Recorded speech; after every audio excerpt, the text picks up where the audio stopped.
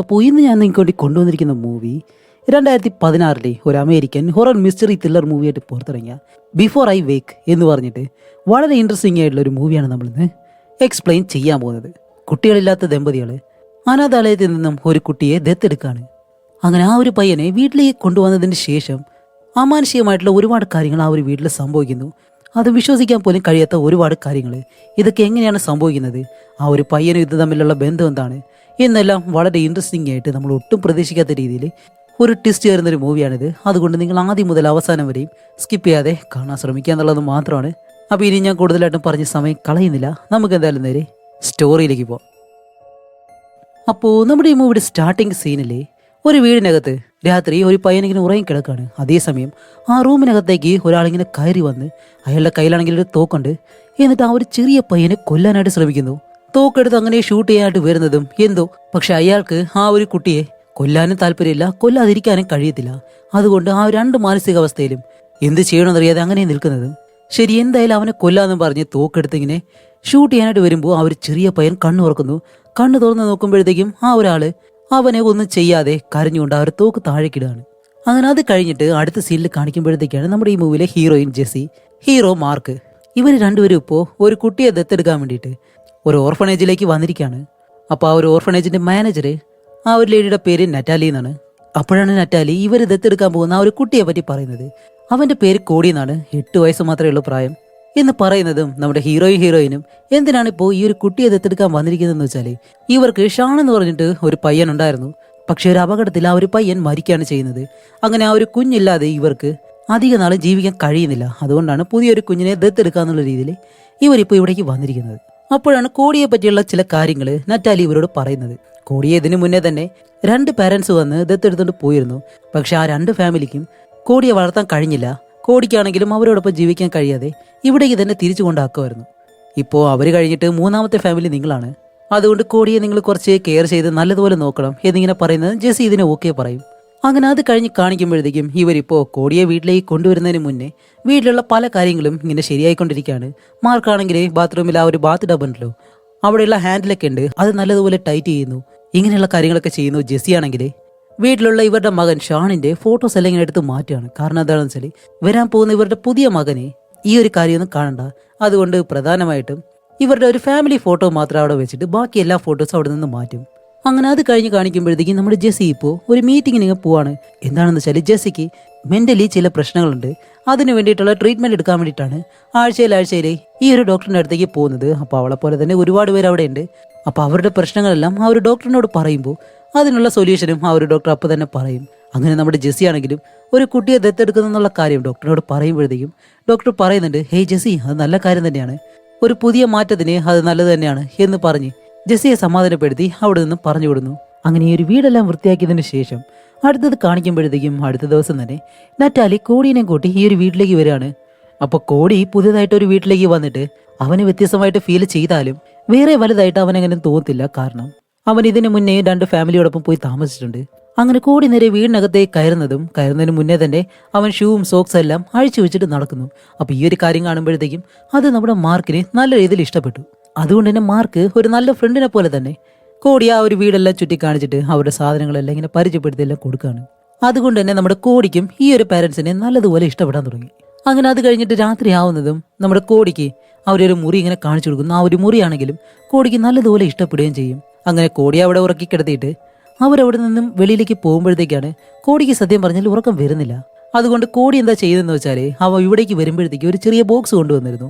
ആ ഒരു ബോക്സ് തുറന്നിട്ട് അതിനകത്ത് അവൻ കൊണ്ടുവന്നൊരു ബുക്കുണ്ട്. ആ ഒരു ബുക്ക് എടുത്ത് വായിക്കുമ്പോഴത്തേക്കാണ് അതിനകത്ത് ചിത്രശലഭങ്ങളുണ്ടല്ലോ, ബട്ടർഫ്ലൈസ്, അതിനെ പറ്റിയുള്ള ഒരു ബുക്കാണിത്. അങ്ങനെ ആ ഒരു ബുക്ക് എടുത്തിട്ട് ബെഡ്ഷീറ്റ് എടുത്ത് മുകളിലേക്ക് ഇട്ട് ഇരുട്ടിലിരുന്ന് ഒരു ടോർച്ച് അടിച്ചിട്ടാണ് ആ ഒരു ബുക്ക് അവൻ വായിക്കുന്നത്. അങ്ങനെ അത് കഴിഞ്ഞ് അടുത്ത ദിവസം കാണിക്കുമ്പോഴത്തേക്കും നമ്മുടെ കോടി അവരിപ്പോൾ ഒരു സ്കൂളിലേക്ക് കൊണ്ട് ചേർക്കാണ്. അവരുടെ ജീവിതം ഇപ്പോൾ സാധാരണ രീതിയിൽ തന്നെ പോകുന്നുണ്ട്. എന്നിരുന്നാലും ജെസ്സിക്ക് കോടി എപ്പോഴൊക്കെ കുളിക്കാനായിട്ട് ആ ഒരു ബാത്റൂമിലേക്ക് പോകുന്നോ ആ ഒരു സമയത്തെല്ലാം അവരുടെ മകനായിട്ടുള്ള ഷാൻ ഉണ്ടല്ലോ, ആ ഒരു പയ്യന്റെ ഓർമ്മ ഇങ്ങനെ വരും. അതേപോലെ തന്നെ ഒരു പേടിയും. എന്താണെന്ന് വെച്ചാൽ തന്റെ പയ്യനെ പോലെ തന്നെ കോടിക്ക് എന്തെങ്കിലും സംഭവിക്കുകയില്ലോ എന്ന് പേടിച്ചിട്ടാണ്. കാരണം എന്താണെന്ന് വെച്ചാൽ ഇവരുടെ മകൻ ഷാൻ ഈ ഒരു ബാത്ത് ടബിൽ വീണിട്ടാണ് മരിച്ചുപോയത്. അതുകൊണ്ട് തന്നെ ജെസ്സി ആണെങ്കിലും കുറച്ച് തന്നെ കൺട്രോൾ ചെയ്തിട്ട് കോടിയുടെ റൂമിലേക്ക് പോയി അവൻ കൊണ്ടുവന്ന അവൻ്റെ ഡ്രസ്സെല്ലാം ഇങ്ങനെ മടക്കി വെക്കുന്ന സമയത്താണ് അവൻ കൊണ്ടുവന്ന ആ ഒരു ബോക്സ് ഉണ്ടല്ലോ അതിങ്ങനെ കാണുന്നത്. അങ്ങനെ ആ ഒരു ബോക്സിൽ എന്തെന്നറിയാൻ വേണ്ടി അതെടുത്ത് തുറന്ന് നോക്കുമ്പോഴത്തേക്കും അതിനകത്ത് ആ ഒരു ബുക്കും കാണുന്നു. അതേപോലെ തന്നെ ഒരു മെഡിസിനും ഇങ്ങനെ കാണുന്നു. ശരി, ഇത് സാധാരണ വിഷയമാണെന്ന് പറഞ്ഞിട്ട് അവൾ റൂമിൽ നിന്ന് പുറത്തേക്ക് പോകുന്നതും അങ്ങനെ രാത്രിയാവുന്നതും കോടി മാർക്കിനോടൊപ്പം നല്ല രീതിയിൽ ടൈം സ്പെൻഡ് ചെയ്യുന്നുണ്ട്. അങ്ങനെ അവർ ഒരുപാട് നേരം ബുക്കെല്ലാം വായിച്ചിട്ട് മാർക്ക് അവിടെ നിന്ന് പോകുന്നതും ജെസ്സി കോടിയുടെ അടുത്തേക്ക് വന്നിട്ട് കോടിയോട് ചോദിക്കും, അല്ല നീ കൊണ്ടുവന്ന ആ ഒരു പെട്ടിയിൽ ഒരു മരുന്ന് ഞാൻ കണ്ടല്ലോ, അതെന്തിനു വേണ്ടിയിട്ടുള്ളതാ എന്നിങ്ങനെ ചോദിക്കുന്നതും കോടി പറയും, എനിക്ക് രാത്രിയിൽ ഉറങ്ങുമ്പോഴത്തേക്കും ഒരു സ്വപ്നം കാണുന്നുണ്ട്. അതിൽ ക്യാങ്കർ മാൻ എന്ന് പറഞ്ഞിട്ട് ഒരാൾ വരും. അയാൾക്കാണെങ്കിൽ ഞാൻ ഉറങ്ങുന്നത് ഇഷ്ടമല്ല, ഉറങ്ങിക്കഴിഞ്ഞാൽ അയാൾ എന്നെ വന്ന് പേടിപ്പിക്കാൻ തുടങ്ങും എന്നിങ്ങനെ പറയുന്നതും ജെസ്സി പറയും, ഹേയ് ഇതൊക്കെ വെറും പേടി സ്വപ്നം മാത്രമല്ലേ, ഇതൊന്നും ഒരിക്കലും നടക്കാൻ പോകുന്നില്ല. ഞാനും ഇതേപോലെ കുട്ടിക്കാലത്ത് പേടിക്കുന്ന സ്വപ്നങ്ങളെല്ലാം കാണാറുണ്ടായിരുന്നു. അതൊരു മന്ത്രവാദിനി വന്ന് നിൽക്കുന്നത് പോലെയാണ്. പക്ഷേ വളരുമ്പോഴത്തേക്കാണ് എനിക്ക് മനസ്സിലായത് അത് വേറെ സ്വപ്നമായിരുന്നത്. അതുകൊണ്ട് പേടിക്കൊന്നും വേണ്ട, ഇവിടെ ഒരു കുഴപ്പം സംഭവിക്കത്തില്ല എന്നെല്ലാം പറഞ്ഞ് കോടി ഉറക്കി കെടുത്തിട്ട് അവൾ അവിടെ നിന്ന് പോവുകയും ചെയ്യുന്നു. അങ്ങനെ ജെസ്സി നേരെ ഹാളിലേക്ക് വന്നിട്ട് നമ്മുടെ മാർക്കുമായിട്ട് ഇരുന്ന് രണ്ടുപേരും TV കാണുകയാണ്. അങ്ങനെ ഒരുപാട് നേരം ഇരിക്കുമ്പോഴത്തേക്കും ജെസ്സി ആണെങ്കിൽ അവിടെ തന്നെ കിടന്ന് ഉറങ്ങിപ്പോവും. അങ്ങനെ നമ്മുടെ മാർക്ക് TV നോക്കിക്കൊണ്ട് നിൽക്കുന്ന അതേ സമയത്ത് TVയുടെ മുന്നിലായിട്ട് ഒരു ബട്ടർഫ്ലൈ, നല്ല ഭംഗിയുള്ളൊരു ബട്ടർഫ്ലൈ പറക്കുന്നു. അതേപോലെ തന്നെ കാണിക്കുമ്പോൾ ഇപ്പോൾ ഒരുപാട് ബട്ടർഫ്ലൈ ഇങ്ങനെ പറന്നു വരികയാണ്. ഇപ്പോൾ ഈ രാത്രിയിൽ ഇത് എവിടെ നിന്നാണ് വരുന്നതെന്ന് അറിയാൻ കഴിയാതെ നമ്മുടെ ജെസ്സിയെ വിളിച്ചിട്ട് അവൾക്ക് ഇങ്ങനെ കാണിച്ചു കൊടുക്കുന്നതും നമ്മുടെ ജെസ്സിയുടെ കയ്യിലേക്കും ഒരു ബട്ടർഫ്ലൈ വന്നിങ്ങനെ ഇരിക്കുകയാണ്. അപ്പോഴേക്കും ജെസ്സി കുറച്ച് നേരം അതിനെ നോക്കുന്നതും ആ ഒരു ബട്ടർഫ്ലൈ പറന്നു പോകുമ്പോഴത്തേക്കും ഒരു കറുത്ത ഒരു പ്രാണി അത് പറന്നു വന്ന് അവളുടെ കയ്യിലിരുന്നിട്ട് അവളെ കടിക്കുകയും ചെയ്യുന്നു. അതേസമയം നമ്മുടെ മാർക്കാണെങ്കിൽ അവിടെയുള്ള ഒരു ബട്ടർഫ്ലൈയെ ഒരു ഗ്ലാസ് എടുത്തിട്ട് അതിലേക്ക് പിടിക്കാന്ന് പറഞ്ഞിങ്ങനെ ശ്രമിക്കുമ്പോഴത്തേക്കും അവിടെയുള്ള ബട്ടർഫ്ലൈസ് എല്ലാം ഇപ്പോൾ ഈ കാറ്റിനോടൊപ്പം അലിഞ്ഞു ചേർന്നങ്ങ് പോവാണ്. അതേസമയം തന്നെ ജെസ്സിയുടെ പുറകിലാണെങ്കിൽ ആ ഒരു ചുമരിൽ കാണിക്കുമ്പോൾ എന്തോ ഒരു കറുത്ത കാര്യം ആ ഒരു ചുമരിലിങ്ങനെ വലുതായിട്ട് വരുന്നത് പോലെ കാണിക്കുന്നുണ്ട്. പക്ഷെ അത് വ്യക്തമായിട്ട് എന്താണെന്ന് കാണിക്കുന്നില്ല. അതേസമയം ഇതെന്തെങ്കിലും ഇല്യൂഷൻ ആണെന്ന് വിചാരിച്ചിട്ട് ജെസ്സി നേരെ ചെന്ന് ഡോർ അടയ്ക്കുന്നതും ഈ ഒരു റൂമിലുള്ള ബട്ടർഫ്ലൈസ് എല്ലാം ആ കാറ്റിനോടൊപ്പം തന്നെ അലിഞ്ഞു ചേർന്നങ്ങ് പോവാണ്.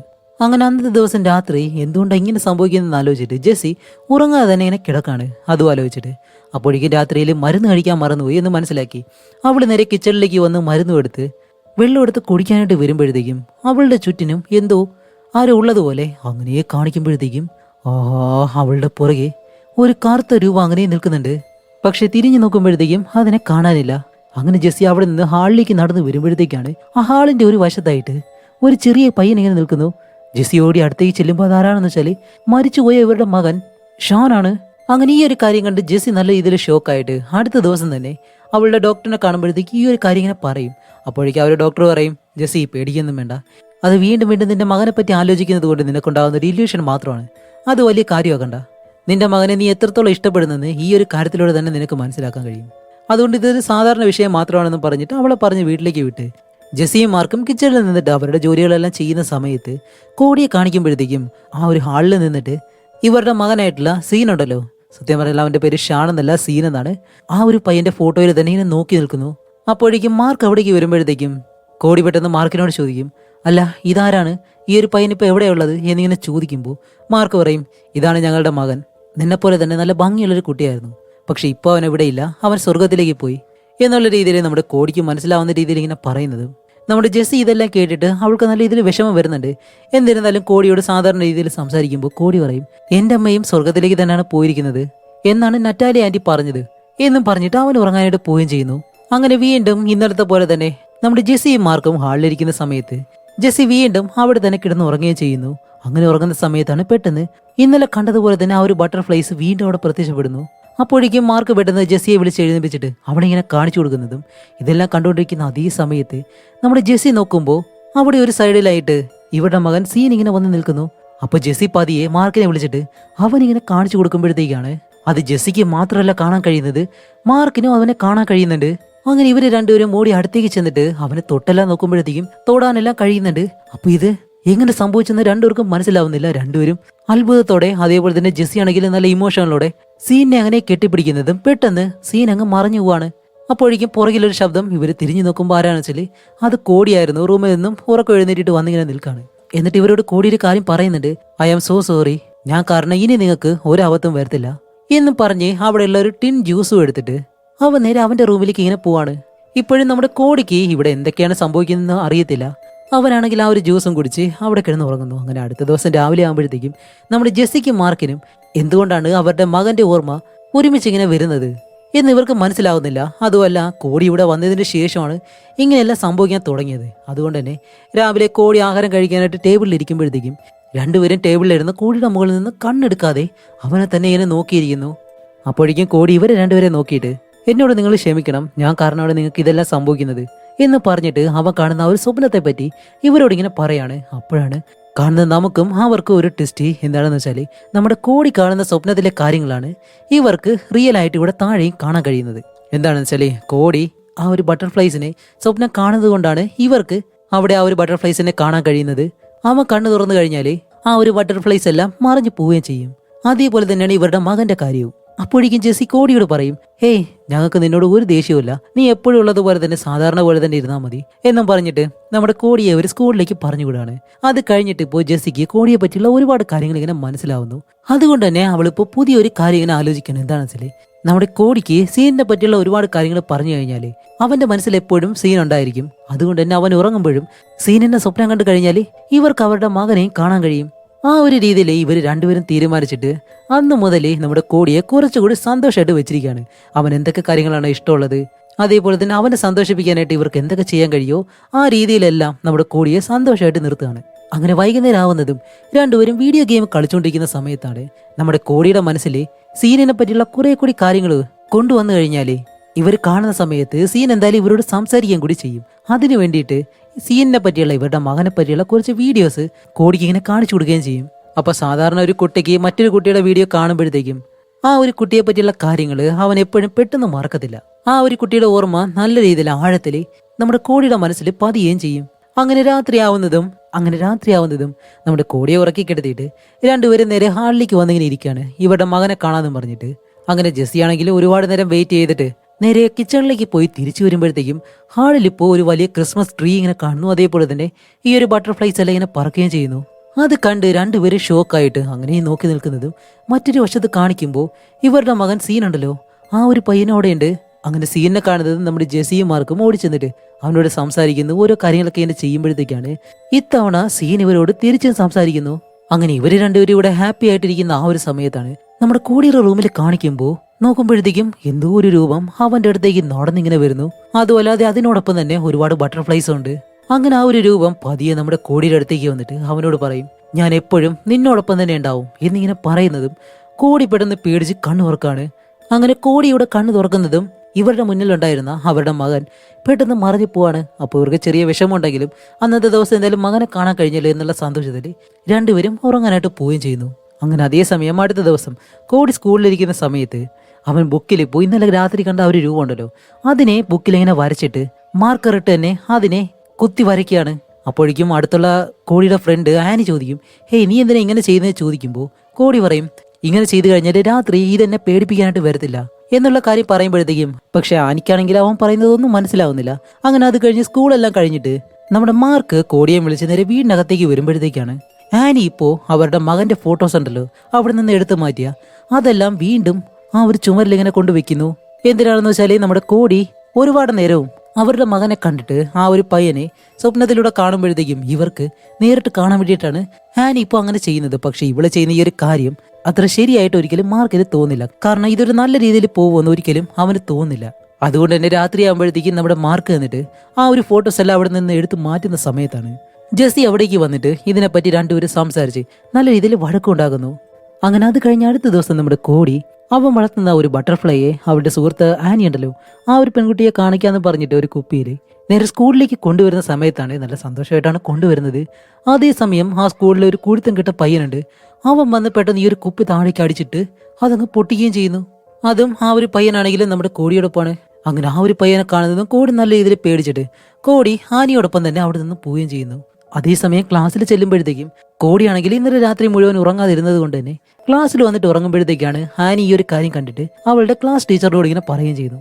അപ്പോൾ ആ ഒരു ടീച്ചറാണെങ്കിലും നമ്മുടെ കോടിയുടെ ഫീലിംഗ് എങ്ങനെ ഉണ്ടാവും എന്നറിയാൻ വേണ്ടിയിട്ട് അടുത്തൊരു ക്ലാസ്സിലേക്ക് നിന്നെ പറഞ്ഞു വിട്ടെ എന്ന് ചോദിക്കുമ്പോൾ ആ ഒരു ക്ലാസ്സിലാണ് ആ ഒരു കുരുത്തം കിട്ട പയ്യനുണ്ടല്ലോ അവനുള്ളത്. അതുകൊണ്ട് തന്നെ കോടി പറയും, ഇല്ല മിസ് ഞാൻ ഈ ഒരു ക്ലാസ്സിൽ തന്നെ ഇരുന്നോളാം എന്നിങ്ങനെ പറയുന്നതും ആ ഒരു മിസ് പറയും, ശരി കോടി നീ ഇവിടെ ഇരുന്നിട്ട് കുറച്ച് ഉറങ്ങിക്കോ, നല്ലതുപോലെ റെസ്റ്റ് എടുത്തോ എന്നും പറഞ്ഞ് കോടി അവിടെ എടുത്തുന്നതും കോടി ക്ലാസ് റൂമിൽ ഇരുന്നിട്ട് നല്ലതുപോലെ ഉറങ്ങാണ്.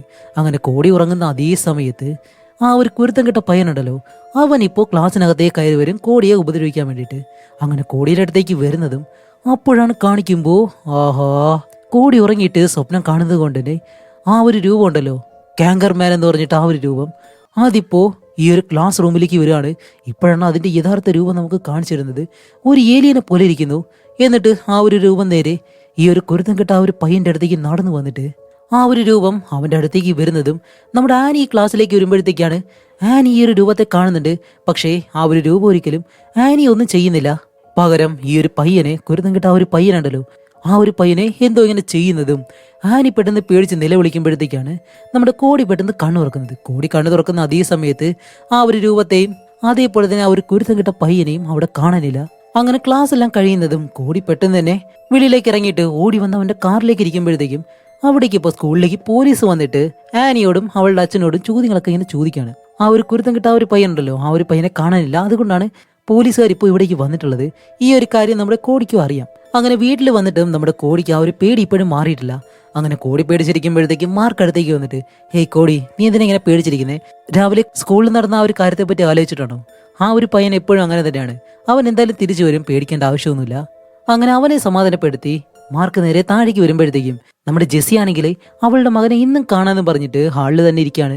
എന്നിട്ട് കുറച്ചു നേരം അങ്ങനെ ഇരുന്നിട്ട് കോഫി കുടിക്കാമെന്നും പറഞ്ഞ് ആ ഒരു കോഫി പൗഡർ എടുക്കാനായിട്ട് പോകുമ്പോഴത്തേക്കും പൗഡർ അതിൽ കാണാനില്ല. ആരായിരിക്കും എടുത്തത് എന്നിങ്ങനെ ആലോചിക്കുമ്പോഴത്തേക്കും കാണിക്കുമ്പോൾ മുകളിൽ നമ്മുടെ കോടിയാണ് ആ ഒരു കോഫി പൗഡർ എടുത്തിട്ടുള്ളത്. അവൻ ഉറങ്ങിക്കഴിഞ്ഞാൽ എന്തായാലും ആ ഒരു രൂപം വരുമെന്ന് അവനറിയാം.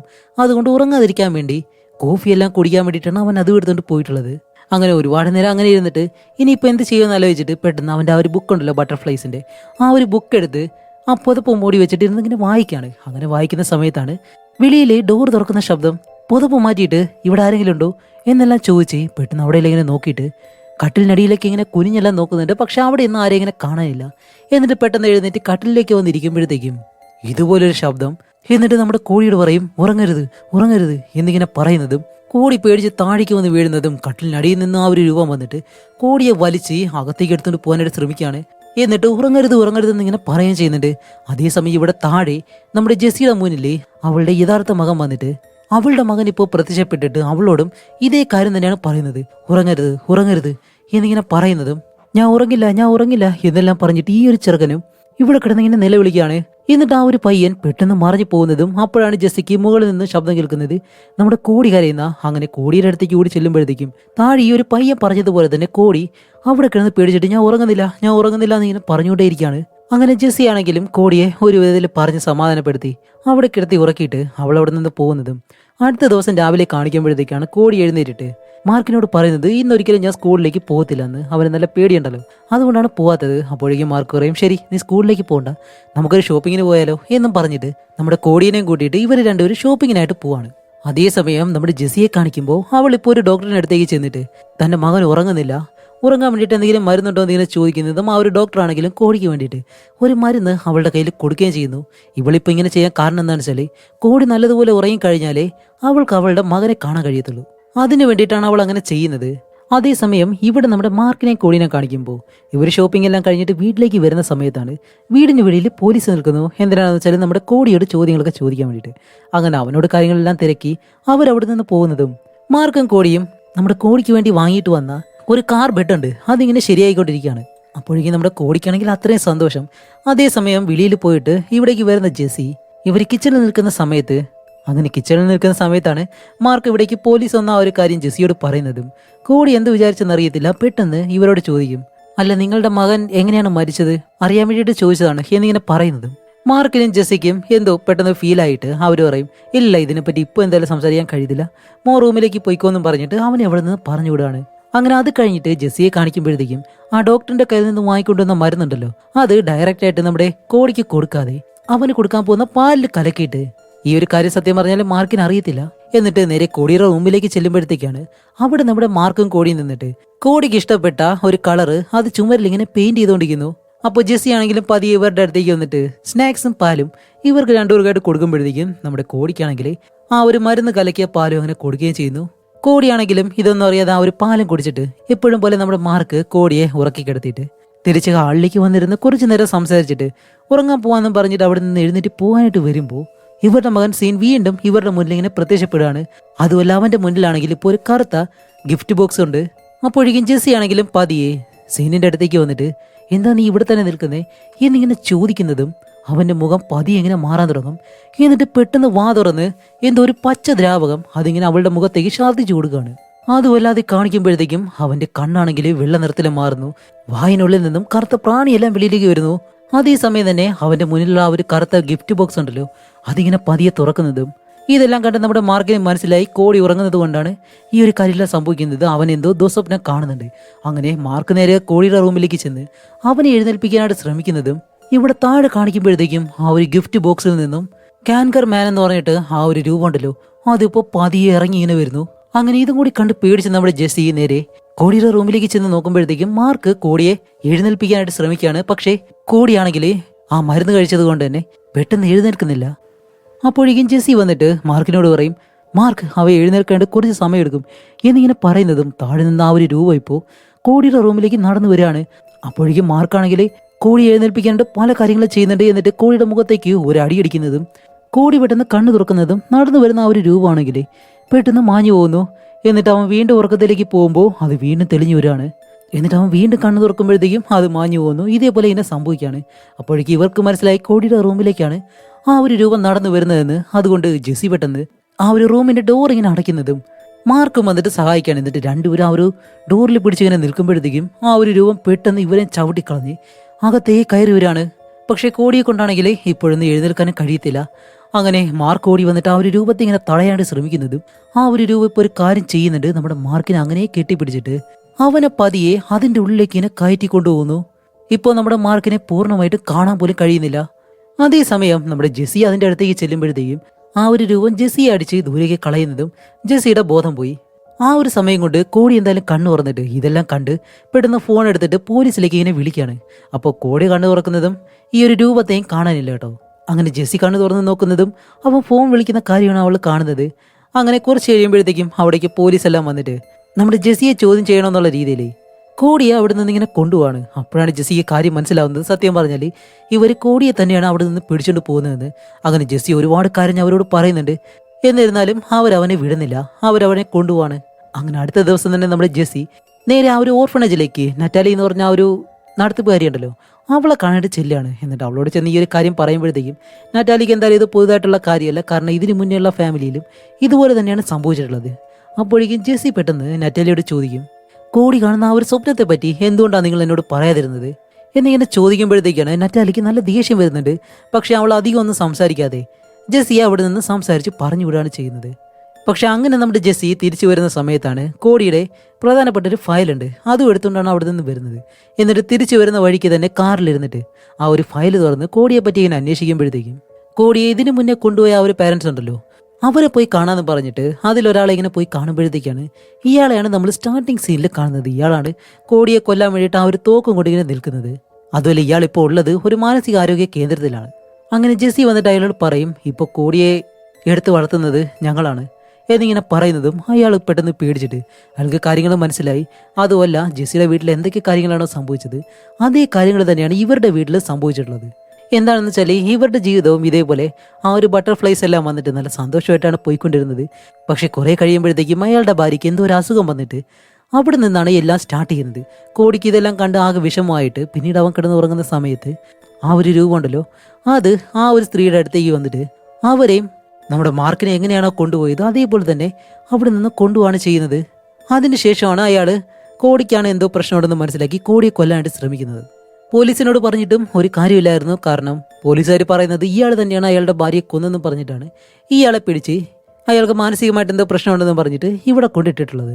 എന്നിട്ട് അയാൾ പറയുന്ന മറ്റൊരു കാര്യം എന്താണെന്ന് വെച്ചാൽ നിങ്ങൾക്ക് ഇതെല്ലാം നിർത്തണമെന്നുണ്ടെങ്കിൽ നിങ്ങളുടെ ജീവിതത്തിൽ നിന്ന് ഇതെല്ലാം ഇല്ലാതാവണമെന്നുണ്ടെങ്കിൽ നിങ്ങൾ ആ ഒരു പയ്യനെ കൊല്ലണം, അതല്ലാതെ നിങ്ങൾക്ക് വേറെ വഴിയില്ല എന്നിങ്ങനെ പറയുന്നതും ജെസ്സി പറയും, ഒരിക്കലും അങ്ങനെ ചെയ്തില്ല, അവനെ ഗുണപ്പെടുത്താൻ വേണ്ടിയിട്ടാണ് ഞാൻ ശ്രമിക്കുന്നത്, അതുകൊണ്ട് ഞാൻ എന്ത് വേണമെങ്കിലും ചെയ്യുമെന്ന് പറഞ്ഞ് ജെസ്സി അടുത്തതായിട്ട് പോകുന്നത് ഒരു ഹോസ്പിറ്റലിലേക്കാണ്. അവിടെ ചെന്നിട്ട് ആ ഒരു ഫയലിലുള്ള ഒരു നമ്പർ കാണിച്ച് നമ്മുടെ കോടിയുടെ അമ്മ ആരാണെന്നുള്ള കാര്യം ഈ ഒരു ആശുപത്രിയിൽ തിരക്കി കഴിഞ്ഞാൽ കിട്ടും, അതിനു വേണ്ടിയിട്ടാണ് ഇവിടേക്ക് വന്നിട്ടുള്ളത്.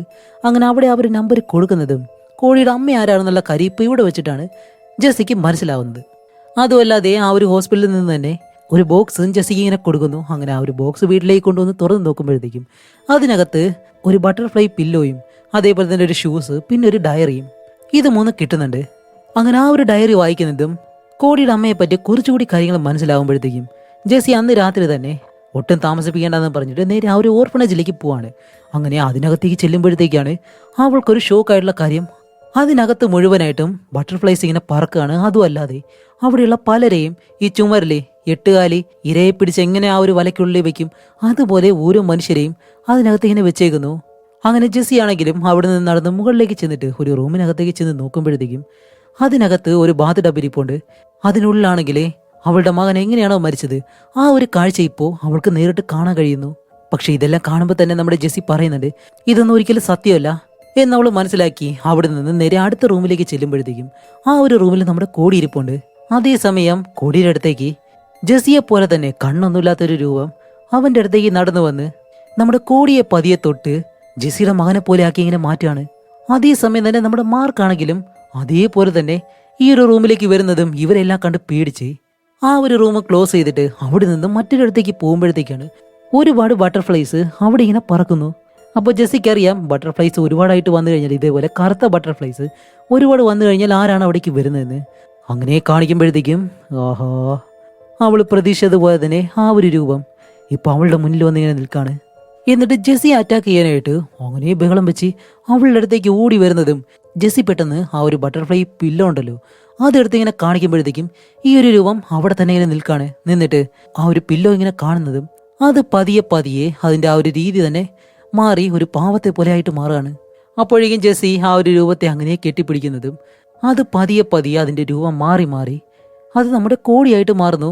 അങ്ങനെ ജെസ്സി അവനെ നോക്കി നിൽക്കുന്നതും പെട്ടെന്ന് കോടി ആ ഒരു കാറ്റിനോടൊപ്പം മാഞ്ഞങ്ങ് പോവാണ്.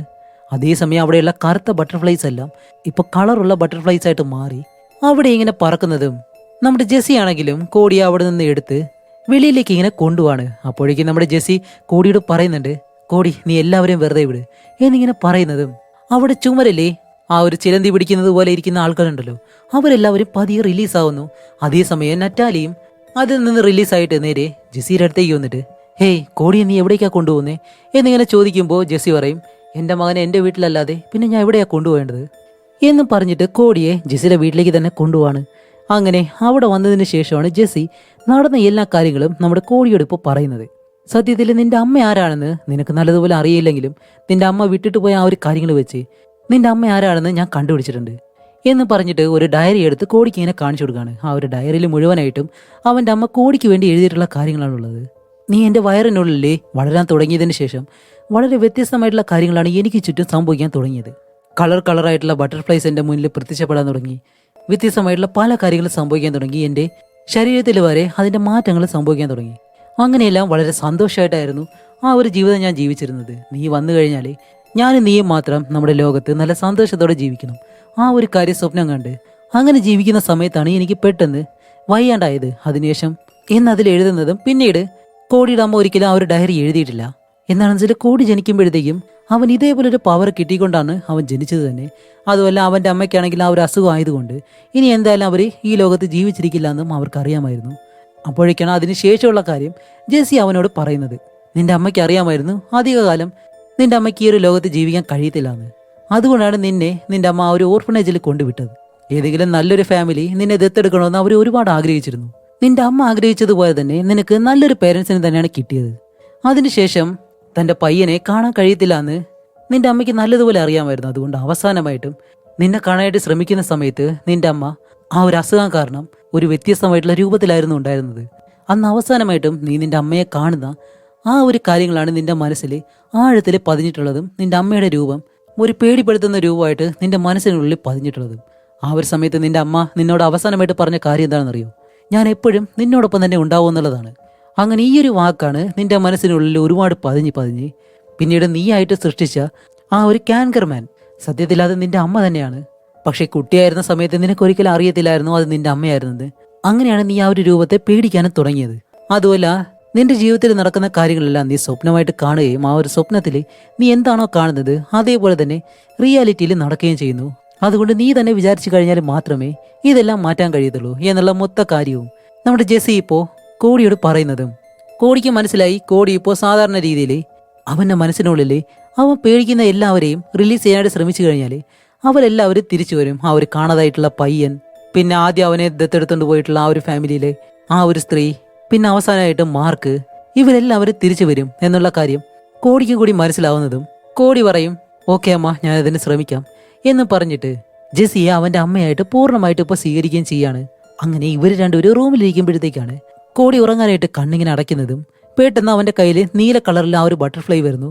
അത് പെട്ടെന്ന് തന്നെ മഞ്ഞ നിറത്തിലേക്ക് മാറുകയും ചെയ്യുന്നു. എന്താണെന്ന് വെച്ചാൽ നമ്മുടെ കോടിക്കിപ്പോൾ അവനെ സ്വയം കൺട്രോൾ ചെയ്യാനായിട്ട് കഴിയുന്നുണ്ട്. അതുകൊണ്ട് തന്നെ കാണാതായവരെല്ലാം വീണ്ടും തിരിച്ചു വരുമെന്നും നമുക്ക് മനസ്സിലായി. അതോടെ ഈ ഒരു മൂവിയും ഇവിടെ വെച്ച് അവസാനിക്കുകയാണ്. ഇപ്പോൾ എങ്ങനെയുണ്ടായിരുന്നു? ഇൻട്രസ്റ്റിംഗ് ആയിട്ടുള്ളൊരു മൂവിയായിട്ട് നിങ്ങൾക്ക് തോന്നിയിട്ടുണ്ടെങ്കിൽ നിങ്ങളുടെ അഭിപ്രായങ്ങൾ എന്തായാലും തീർച്ചയായിട്ടും കമൻറ്റ് ചെയ്യുക. അപ്പോൾ ഇതുപോലെ ഇൻട്രസ്റ്റിംഗ് ആയിട്ടുള്ള മറ്റൊരു മൂവിയായിട്ട് വരുന്നത് വരയ്ക്കും ബൈ.